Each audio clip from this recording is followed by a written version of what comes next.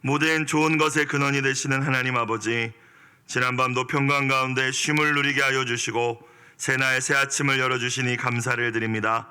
사모하는 마음으로 주님 앞에 나온 심령마다 주님의 사랑으로 은혜로 채워주시고 성령으로 충만케 하여 주시옵소서. 사랑의 주님, 오늘 하루도 오직 하나님의 말씀 안에서 썩지 않을 것들을 삶의 목적으로 추구하며 살아가게 하시고, 사랑하는 우리 자녀들에게 자녀들의 심령 가운데 약속의 말씀을 담아줄 줄 아는 좋은 믿음의 부모, 믿음의 조상으로 살아가게 하여 주옵소서. 유일한 길이요 진리요 생명이 되시는 우리 주 예수님의 이름으로 기도드리옵나이다. 아멘. 하나님 말씀 구약 말라기 1장 1절부터 14절까지 말씀입니다. 말라기 1장 1절부터 14절까지 말씀, 한 목소리로 합독하시겠습니다. 여호와께서 말라기를 통하여 이스라엘에게 말씀하신 경고라. 여호와께서 이르시되 내가 너희를 사랑하였노라 하나 너희는 이르기를 주께서 어떻게 우리를 사랑하셨나이까 하는도다. 나 여호와가 말하노라. 에서는 야곱의 형이 아니냐?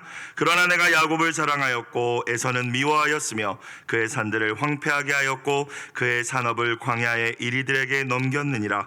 에돔은 말하기를 우리가 무너뜨림을 당하였으나 황폐된 곳을 다시 쌓으리라 하거니와 나 만군의 여호와는 이르노라. 그들은 쌓을지라도 나는 헐리라. 사람들이 그들을 일컬어 악한 지역이라 할 것이요 여호와의 영원한 진노를 받은 백성이라 할 것이며, 너희는 눈으로 보고 이르기를 여호와께서는 이스라엘 지역 밖에서도 크시다 하리라. 내 이름을 멸시하는 제사장들아, 나 만군의 여호와가 너희에게 이르기를 아들은 그 아버지를 종은 그 주인을 공경하나니 내가 아버지일진데 나를 공경함이 어디 있느냐? 내가 주인일진데 나를 두려워함이 어디 있느냐 하나 너희는 이르기를 우리가 어떻게 주의 이름을 멸시하였나이까 하는도다. 너희가 더러운 떡을 나의 제단에 드리고도 말하기를 우리가 어떻게 주를 더럽게 하였나이까 하는도다. 이는 너희가 여호와의 식탁은 경멸히 여길 것이라 말하기 때문이라. 만군의 여호와가 이르노라. 너희가 눈먼 희생 제물을 바치는 것이 어찌 악하지 아니하며 저는 것 병든 것을 드리는 것이 어찌 악하지 아니하냐? 이제 그것을 너희 총독에게 드려보라. 그가 너를 기뻐하겠으며 너를 받아주겠느냐? 만군의 여호와가 이르노라. 너희는 나 하나님께 은혜를 구하면서 우리를 불쌍히 여기소서 하여 보라.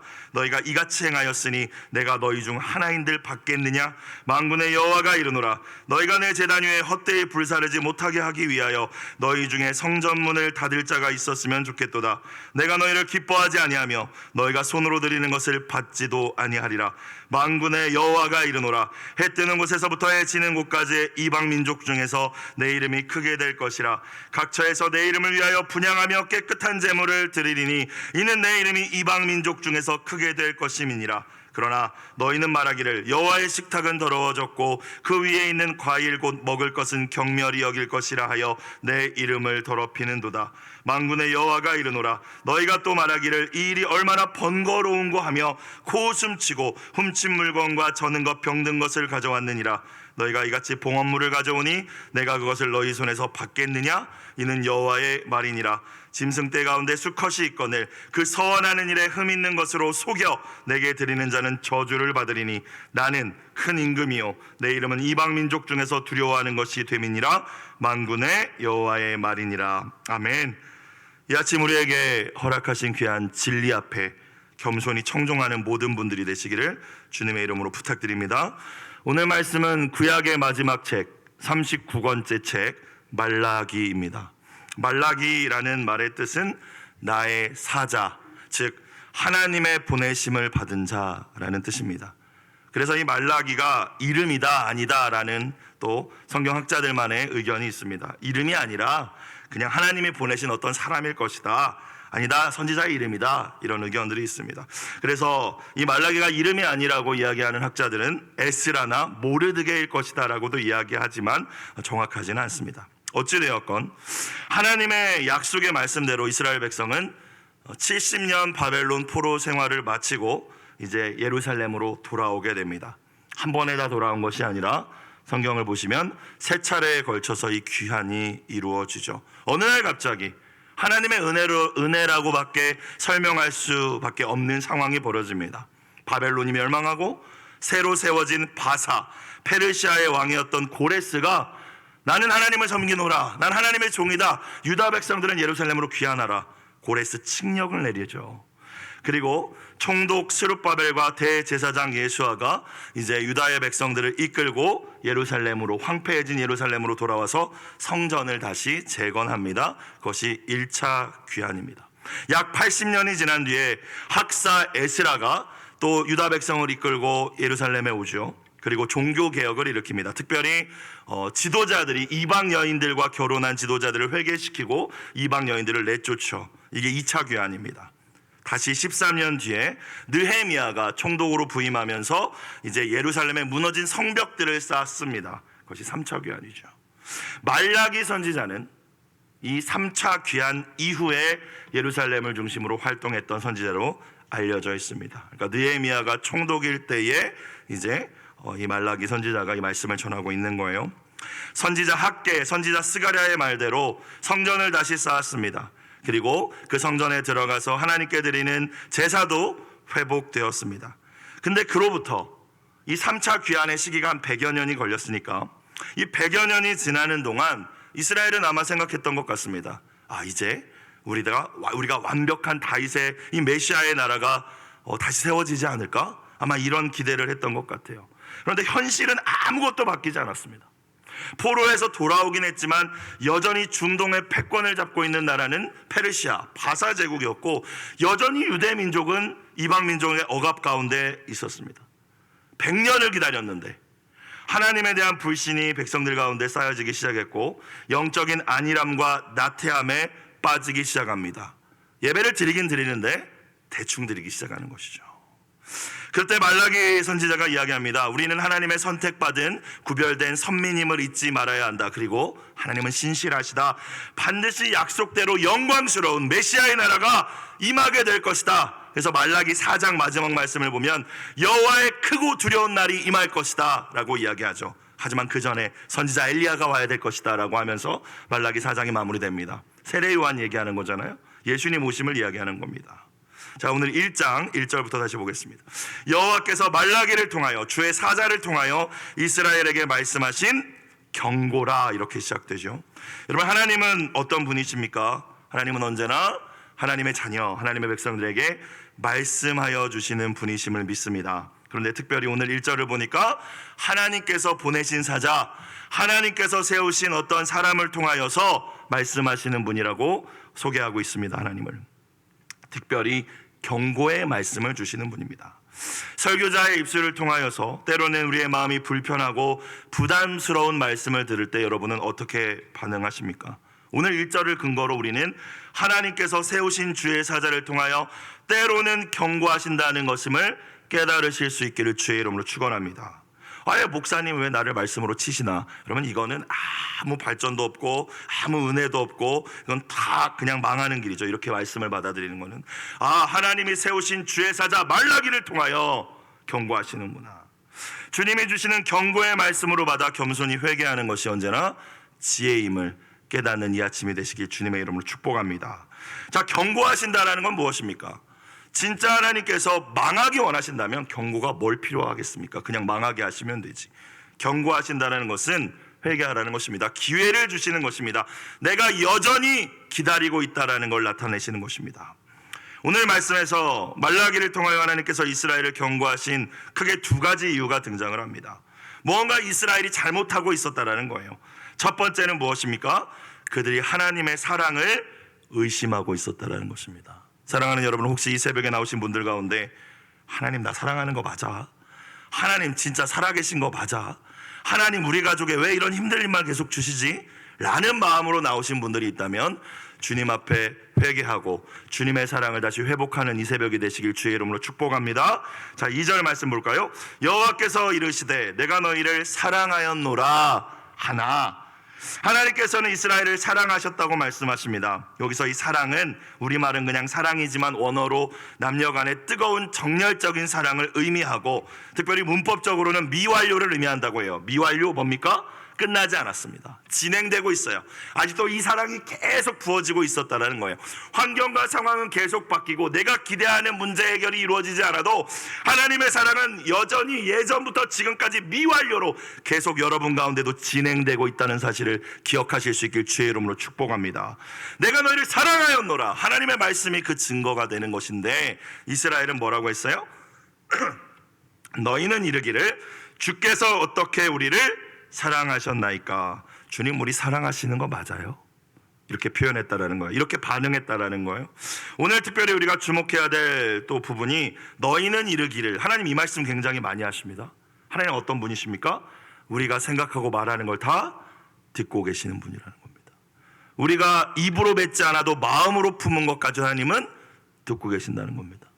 하나님 앞에서 하나님 언제 우리 사랑하셨습니까? 이스라엘이 이러진 않았을 거라고 저는 생각하는데 하나님은 너희는 그렇게 이야기했다라고 말씀하십니다. 너희는 이르기를 나는 계속해서 너희를 미완료의 사랑으로 진행형으로 사랑하고 있다라고 뜨겁게 사랑한다라고 이야기했는데 너희는 어떻게 반응했냐?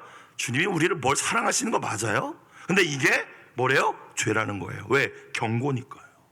여러분 우리가 모든 시험되는 포인트의 시작은 하나님의 사랑을 망각하면서부터 시작됩니다.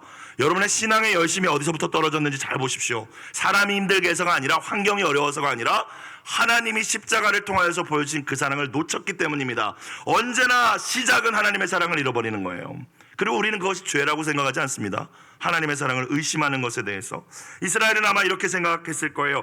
하나님이 우리를 사랑하신다면 우리 포로 귀환한 지 100년이 지났습니다. 하나님 도대체 언제까지 우리가 이방민족 압제 아래에 있어야 됩니까? 사랑하시는 거 맞아요? 하나님이 우리를 사랑하신다면 왜 도대체 약속하신 메시아는 도대체 언제 온다는 겁니까? 언제? 하나님이 우리를 사랑하신다면 특별히 오늘 말씀을 보니까 우리를 조롱하고 비방하는 저 에돔이라는 나라도 바벨론에게 멸망했었는데 저 에돔이라는 나라는 다시 이렇게 번영하고 다시 세워져서 이렇게 부흥하고 있는데 우리는 꼬라지가 이게 뭡니까? 이거거든요.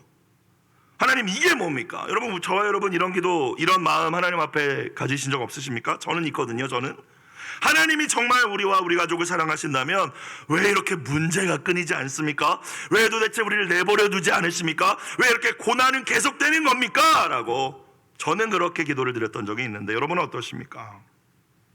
하나님께서 뭐라고 말씀하십니까? 나 여호와가 말하노라. 자 이제 내가 너희를 사랑한다는 증거를 말씀하시는데 에서는 야곱의 형이 아니냐? 이삭의 두 아들이 있었죠. 쌍둥이 야곱과 에서. 사실 순서상으로는 에서와 야곱입니다. 그러나 하나님이 누굴 사랑하였대요? 내가 야곱을 사랑하였고 3절로 넘어가면 에서는 뭐였대요? 미워하였으며. 우리가 생각하는 인간적인 감정으로 누굴 좋아하고 미워하고 이런 의미가 아니라 이 말씀은 당연히 선택받아야 될 것은 에서였지만 내가 선택한 건 누구였다? 야곱이었다. 야곱의 후손이 누구예요? 이스라엘이잖아요. 내가 너희를 선택했다라는 것이 내가 너희를 사랑한다라는 증거다. 그렇게 이 아침 저와 여러분에게 말씀하고 계시는 주님의 음성을 들으실 수 있길 주의 이름으로 축원합니다. 여러분 세상에 여전히 주님 모르는 사람 많습니다. 하나님 예배하지 못하는 사람 많습니다. 저와 여러분을 수많은 사람들 가운데 여러분 조선 백성이지 않습니까? 저와 여러분은 유대인도 아니잖아요. 그런데 복음을 듣게 하시고 복음을 들었다고 또 다 믿는 것도 아니지 않습니까? 믿게 하셔서 선택하셔서 자녀로 예배자로 삼아주신 것, 여러분 그것이 저와 여러분을 하나님께서 사랑하신다는 분명한 증거임을 이 아침 깨달으실 수 있길 주님의 이름으로 다시 부탁드립니다. 우리의 삶에 문제가 끊이지 않는 걸 보면서 하나님 나를 사랑하시는 게 맞아를 생각하는 게 아니라 하나님이 나를 선택해 주셨구나. 자격 없는 나를, 에서가 먼저인데 첫 번째 장자인데 순리대로라면 자연법칙 질서대로라면 그게 맞는데 하나님의 주권 아래에서 나 같은 것을 선택해 주셨구나. 선택해 주셨을 뿐만이 아니라 목회자로 삼으셨구나. 그것만으로 하나님이 너를 사랑하신다라는 충분한 증거라는 거예요. 그런데 우리는 하나님 언제 우리 사랑했냐고. 하나님 계속 말씀하십니다. 야 에돔이 지금 잘 되는 것처럼 보이지? 라고 하면서 3절 계속 보면 그의 산들을 황폐하게 하였고 그의 산업을 광야의 이리들에게 넘겼느니라 말씀하십니다. 실제로 바벨론에 의해서 유다가 멸망할 때 에돔도 멸망했거든요. 에서의 후손의 나라도. 그런데 에돔은 다시 나라를 세웠어요. 그러니까 이스라엘이 사실 내가 힘든 것도 힘든 거지만 하나님을 모르는 사람들이 잘 되는 걸 보면서 우리가 또 힘들지 않습니까? 그런 상황이거든요. 근데 하나님 뭐라고 하십니까? 4절, 에돔이 말하기를 우리가 무너뜨림을 당하였으나 우리가 바벨론에 한때 멸망하였으나 황폐된 곳을 다시 쌓으리라 하거니와. 자신의 힘을 의지하는 에돔입니다. 에돔은 끝까지 하나님을 믿지 않았거든요. 교만한 모습이죠. 근데 하나님이 어떻게 하신대요? 나 만군의 여호와는 이르노라 그들은 쌓을지라도 나는 헐리라. 사람들이 그들을 일컬어 악한 지역이라 할 것이요 여호와의 영원한 진노를 받은 백성이라 할 것이며. 5절, 너희는 눈으로 그것을 보고 이르기를 여호와께서는 이스라엘 지역 밖에서도 크시다 하리라. 하나님은 우리 이스라엘만 다스리시는 하나님이 아니라 온 열방의 주권자 심판자시구나, 그때서야 깨닫게 되리라 라는 말씀입니다. 실제로 에돔은 조금 다시 세워지는 것 같다가 기원전 3세기에 다시 멸망했다라고 알려지고 있습니다. 하나님 말씀대로 하신 것이죠. 여러분, 하나님이 저와 여러분을 선택하셨다는 것이 하나님의 사랑의 증거이고, 또 분명한 증거가 저와 여러분에게는, 이 시대 이스라엘 민족에게는 없었던 하나님의 사랑의 분명한 증거가 저와 여러분에게는 있지 않습니까? 무엇입니까? 예수님의 십자가인 줄로 믿습니다. 이스라엘은 에돔 때문에 힘들어했습니다. 에돔이 우리를 조롱하고 저것들은 우리가 나라도 못 세운다고 저렇게 비방합니다. 그런데 하나님의 아들 예수님을 통하여서 하나님은 우리의 진짜 원수의 권세를 멸하여 주신 줄로 믿습니다. 사탄 마귀의 권세를 무너뜨리셨습니다. 십자가의 능력으로, 부활의 능력, 권세로 원수 사단 마귀의 권세는 무너지고 저와 여러분을 묶고 있던 죄와 저주의 사슬과 결박 다 끊어지고, 이제 저와 여러분에게 예수님에게 있었던 건 영원한 생명이 선물로 주어졌음을 믿으실 수 있길 주님의 이름으로 축원합니다. 이미 그걸 받았는데 나를 사랑하시는 게 맞냐고 하나님한테 따지는 이 이스라엘의 모습이 저와 여러분의 모습은 아닌지 이 아침 돌아보고 회개하실 수 있길 주님의 이름으로 축복합니다. 자, 두 번째, 하나님의 사랑을 의심했던 것이 이스라엘의 근본적인 첫 번째 죄였다면 하나님이 또 경고하신 이유가 무엇일까요? 두 번째, 하나님을 멸시했습니다. 6절 볼까요? 내 이름을 멸시하는 제사장들아 라고 이야기하고 있는데, 특별히 오늘 말씀은 영적 지도자들에게만 주시는 말씀이 아니라 신약시대에 우리에게 적용한다면 우리가 다 하나님 앞에 예배할 수 있는 제사장들이기 때문에 모든 예배자들에게 주시는 말씀입니다. 예배자들이 하나님을 멸시했다라는 거예요. 자, 봅시다. 6절 계속, 나 만군의 여호와가 너희에게 이르기를 아들은 그 아버지를, 종은, 권위 아래에 있는 사람은 그 주인을, 권위자를 공경하나니. 이게 마땅한 거라는 거죠.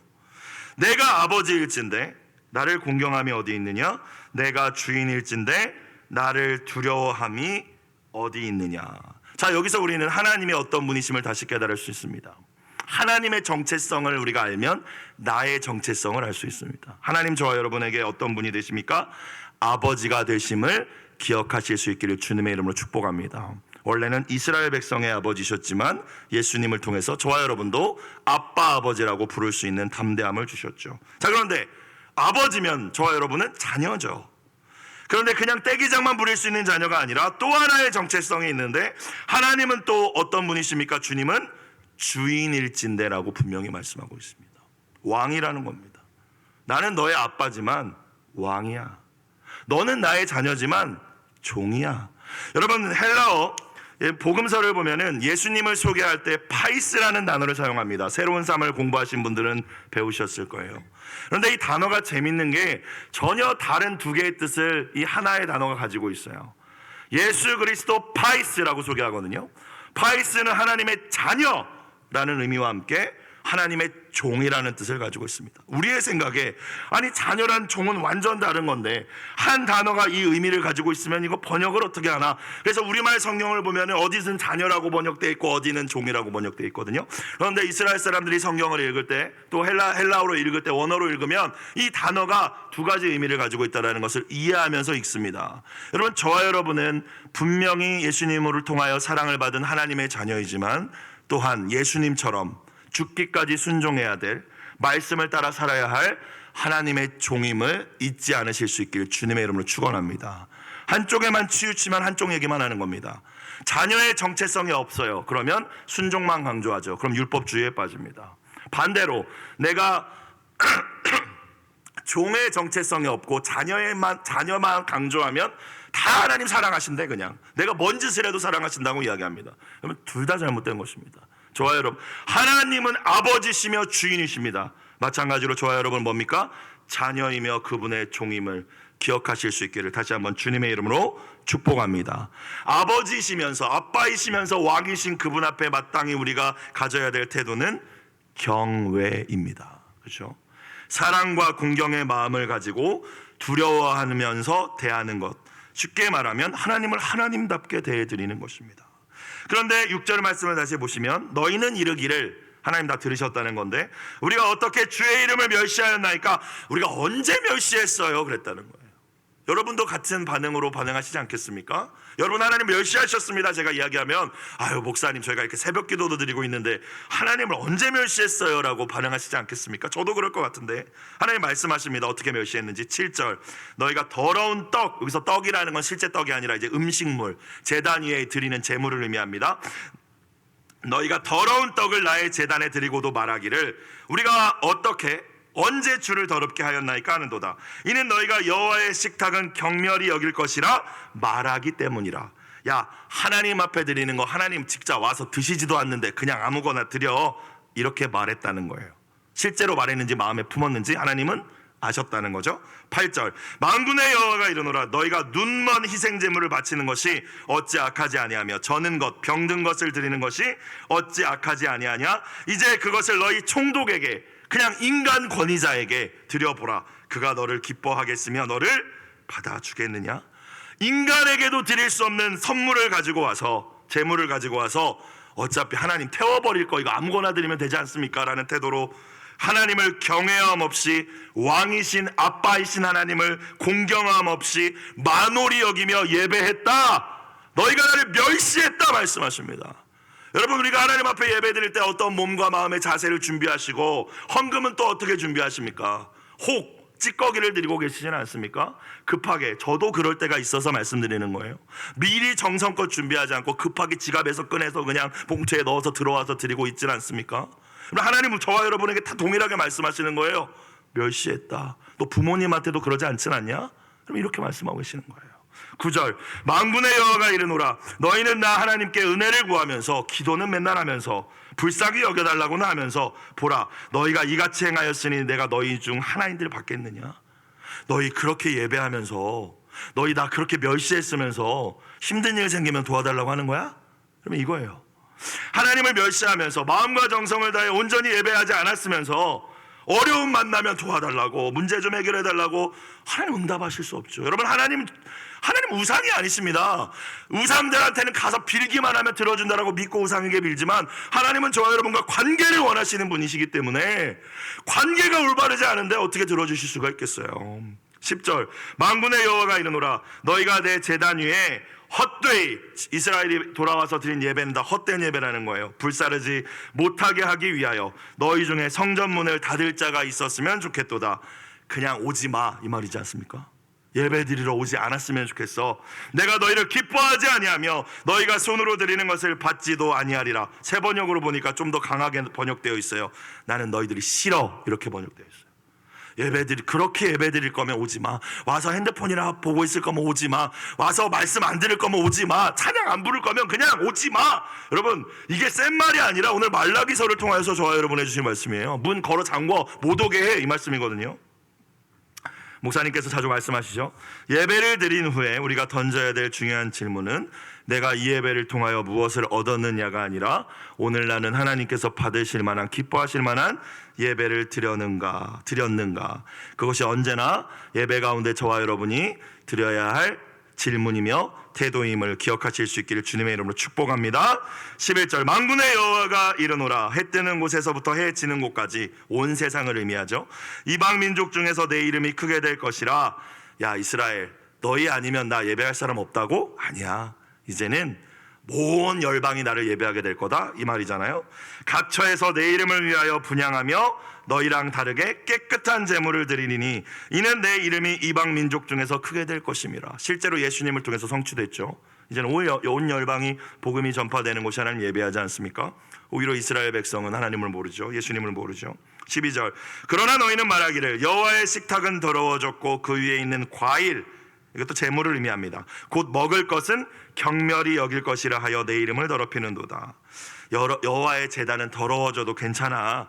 아유, 올려놓고 불 붙여서 태우는 건데 그냥 뭘 드려도 관계없어. 이 태도였다라는 거예요.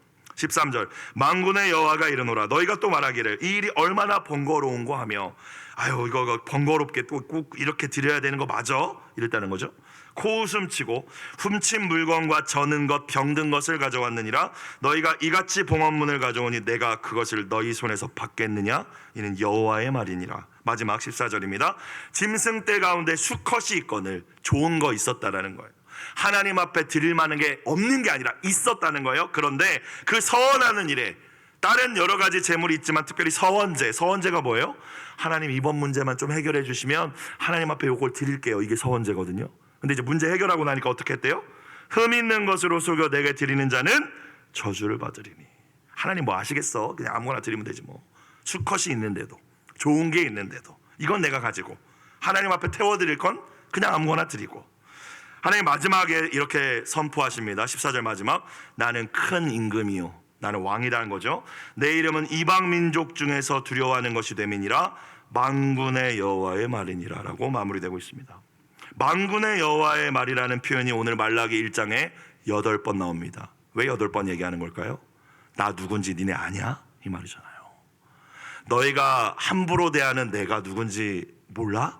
나 만군의 여호와잖아. 나 이 땅의 군대뿐만이 아니라 천군 천사를 움직이는 여호와잖아. 나 온 열방의 우주의 왕이잖아. 하나님 말씀하고 계십니다. 예배를 의미하는 영어 단어가 worship이라고 하죠. 그 worship이라는 영어 단어는 가치를 의미하는 worth라는 단어에서 왔다고 하는데, 가치를 알아야 사람은 예배합니다. 돈의 가치를 아는 사람은 돈을 예배하며 삽니다. 하나님이 어떤 분인지, 만군의 여호와이심임, 그 하나님의 가치를 진짜 아는 사람은 그분께 합당한 경배와 영광을 돌리게 될 줄로 믿습니다. 우리와 우리의 자녀들이 하나님을 멸시하는 태도로 예배를 드린다면 하나님을 진짜 아는 것이 아니라는 것입니다. 그래서 하나님 오늘 계속 말씀하십니다. 너희가 말하는 거 나 다 들었고 나는 만군의 여호와야. 나를 멸시하지 마. 그렇게 할 거면 교회 오지 마 라고 말씀하시는 거예요. 엄청 강하게 말씀하시지 않습니까 여러분? 오늘 매일 성경 공동체 기도 제목, 크신 하나님께 마음과 정성과 온전한 삶을 담은 합당한 예배를 드리게 하소서. 이 기도의 제목을 붙잡고 이 아침 같이 회개하며 돌이키실 수 있는 귀한 은혜가 여러분과 함께 하시기를 주님의 이름으로 부탁드립니다. 기도드리겠습니다. 사랑과 은혜가 풍성하신 아버지 하나님, 우리 앞에 상황이 어렵고 삶의 고난이 끊이지 않을지라도 우리를 향한 하나님의 사랑만큼은 의심하지 않을 수 있는 믿음을 더하여 주시옵소서. 십자가를 바라보며 영원하신 하나님의 그 자비하심과 인자하심을 신뢰할 줄 아는 믿음을 더하여 주옵소서. 하나님, 형식적으로만 예배를 드렸던 이스라엘의 모습이 우리의 모습은 아닌지 돌아보게 하여 주시고, 하나님을 공경하는 마음으로 하나님을 하나님으로 대접해드리며 마음과 정성을 다해 예배하는 참 예배자, 하나님이 찾으시는 한 사람의 예배자가 되게 하여 주시옵소서. 예수님의 이름으로 기도드리옵나이다. 아멘. 주기도문 드리겠습니다. 하늘에 계신 우리 아버지, 아버지의 이름을 거룩하게 하시며 아버지의 나라가 오게 하시며 아버지의 뜻이 하늘에서와 같이 땅에서도 이루어지게 하소서. 오늘 우리에게 일용할 양식을 주시고 우리가 우리에게 잘못한 사람을 용서하여 준 것 같이 우리 죄를 용서하여 주시고 우리를 시험에 빠지지 않게 하시고 악에서 구하소서. 나라와 권능과 영광이 영원히 아버지의 것입니다. 아멘. 아버지 한번 부르고 간절히 말씀 붙들고 기도하겠습니다. 아버지, 아버지 감사합니다. 특별히 한 해를 마무리하는 하나님 이 시기에 우리에게 말라기의 말씀을 주신 아버지 하나님의 마음을 주님 저희가 깨닫기를 원합니다. 하나님, 무겁고 또 불편하고 두려운 말씀이지만 그 말씀 앞에 겸손히 회개할 수 있는 귀한 은혜를 더하여 주시옵시고 아버지의 그 사랑의 마음을 의심하지 않고 이 시간 간절히 말씀을 붙들고 기도할 수 있도록 하나님 저희 가운데 성령으로 충만케 하시며 은혜로 우리의 기도를 이끌어 주시옵소서.